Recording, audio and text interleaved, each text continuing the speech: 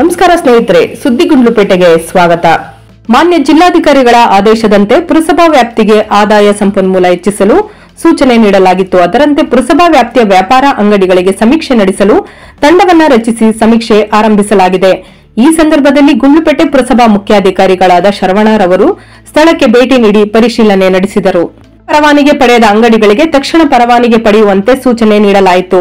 ಅಲ್ಲದೆ ಶಬರಿ ಗ್ರ್ಯಾಂಡ್ ಹೋಟೆಲ್ಗೆ ಭೇಟಿ ನೀಡಿ ಸ್ವಚ್ಛತೆ ಬಗ್ಗೆ ಪರಿಶೀಲನೆ ನಡೆಯಿತು. ಅಡಿಗೆ ಮನೆ ಹಾಗೂ ಊಟದ ವ್ಯವಸ್ಥೆಯಲ್ಲಿ ತೊಂದರೆಗಳು ಕಂಡುಬರದಂತೆ ಕ್ರಮ ಕೈಗೊಳ್ಳುವಂತೆ, ಅಡಿಗೆ ಭಟ್ಟರು ಮತ್ತು ಊಟ ಪೂರೈಸುವವರಿಗೆ ಆರೋಗ್ಯ ತಪಾಸಣೆ ಮಾಡಬೇಕು, ಅವಧಿ ಮೀರಿದ ಪದಾರ್ಥಗಳನ್ನು ಮಾರಾಟ ಮಾಡಬಾರದು, ಬಿಸಿ ನೀರು ಒದಗಿಸಬೇಕು ಮತ್ತು ಸಂಪೂರ್ಣ ಸ್ವಚ್ಛತೆ ಕಾಪಾಡಬೇಕು ಎಂದು ಸೂಚಿಸಲಾಯಿತು. ವ್ಯಾಪ್ತಿಯ ಎಲ್ಲಾ ಹೋಟೆಲ್ ಮಾಲೀಕರಿಗೂ ಇದೇ ರೀತಿಯ ಕಟ್ಟುನಿಟ್ಟಿನ ಸೂಚನೆಗಳನ್ನು ನೀಡಲಾಗಿದೆ. ಗುಂಡ್ಲುಪೇಟೆ ಪುರಸಭಾ ವ್ಯಾಪ್ತಿಯಲ್ಲಿ ಪುರಸಭಾ ಮುಖ್ಯಾಧಿಕಾರಿಗಳಾದ ಶರವಣರವರು ಆರೋಗ್ಯ ಶಾಖೆಯ ತಂಡದೊಂದಿಗೆ ನಡೆಸಿದ ತಪಾಸಣೆಯಲ್ಲಿ ಸರ್ಕಾರ ನಿಷೇಧ ಮಾಡಿರುವ ಏಕಬಳಕೆ ಪ್ಲಾಸ್ಟಿಕ್ ಸಾಮಗ್ರಿಗಳು, ಪ್ಲಾಸ್ಟಿಕ್ ಲೋಟ, ಥರ್ಮಾಕೋಲ್, ಬೋಲ್ ಮುಂತಾದವು ಸುಮಾರು 50 ಕೆಜಿಯಷ್ಟು ವಶಪಡಿಸಿಕೊಳ್ಳಲಾಯಿತು. ಈ ವೇಳೆ ಹನುಮಾನ್ ಸ್ಟೋರ್ ಸೇರಿದಂತೆ 4 ಅಂಗಡಿಗಳಿಗೆ ರು 4,500 ದಂಡ ವಿಧಿಸಲಾಗಿದೆ. ಜೊತೆಗೆ ಉದ್ಯಮ ಪರವಾನಗಿ ಪಡೆಯದೆ ಕಾರ್ಯನಿರ್ವಹಿಸುತ್ತಿದ್ದ 2 ಅಂಗಡಿಗಳನ್ನು ಮುಚ್ಚಲಾಯಿತು. ಕಾರ್ಯಾಚರಣೆಯಲ್ಲಿ ಮುಖ್ಯಾಧಿಕಾರಿಗಳು ಮಾತನಾಡಿ, ಇಂತಹ ಕಾರ್ಯಾಚರಣೆ ನಿರಂತರವಾಗಿ ನಡೆಯಲಿದೆ. ನಿಷೇಧಿತ ಸಾಮಗ್ರಿ ಬಳಸಿದರೆ ದಂಡ ಹಾಗೂ ಅಂಗಡಿ ಮುಚ್ಚುವ ಕಾನೂನು ಕ್ರಮ ಕೈಗೊಳ್ಳಲಾಗುವುದು.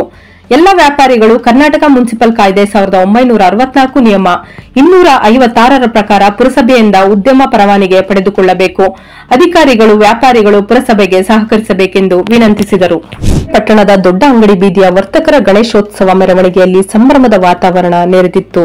ಮೆರವಣಿಗೆಯ ವಿಶೇಷ ಆಕರ್ಷಣೆಯಾಗಿ ತುಮಕೂರಿನ ಮಹಿಳಾ ವೀರಗಾಸೆ ಕಲಾವಿದರು ತಮ್ಮ ರುದ್ರ ರಮಣೀಯ ನರ್ತನವನ್ನ ಪ್ರದರ್ಶಿಸಿದರು. ಕೊತ್ವಾಲ್ ಚಾವಡಿಯ ವೃತ್ತದಲ್ಲಿ ನಡೆದ ಈ ವೀರಗಾಸೆ ನೃತ್ಯವನ್ನ ನೋಡಲು ಸ್ಥಳೀಯರು ಹಾಗೂ ಭಕ್ತರು ದೊಡ್ಡ ಸಂಖ್ಯೆಯಲ್ಲಿ ಜಮಾಯಿಸಿ ತಾಳ ಮದ್ದಳೆಯ ನಾದಕ್ಕೆ ಮೆಚ್ಚುಗೆ ವ್ಯಕ್ತಪಡಿಸಿದರು. ಗಣೇಶೋತ್ಸವ ಮೆರವಣಿಗೆಯಲ್ಲಿ ಪಾರಂಪರಿಕ ಕಲೆಯ ಪ್ರದರ್ಶನವು ಸಂಸ್ಕೃತಿಯ ವೈಭವವನ್ನ ತೋರಿಸಿತು. ಪಬ್ಲಿಕ್ ಶಾಲೆಯಲ್ಲಿ ಶಿಕ್ಷಕರ ದಿನಾಚರಣೆಯನ್ನು ಅರ್ಥಪೂರ್ಣವಾಗಿ ಆಚರಿಸಲಾಯಿತು.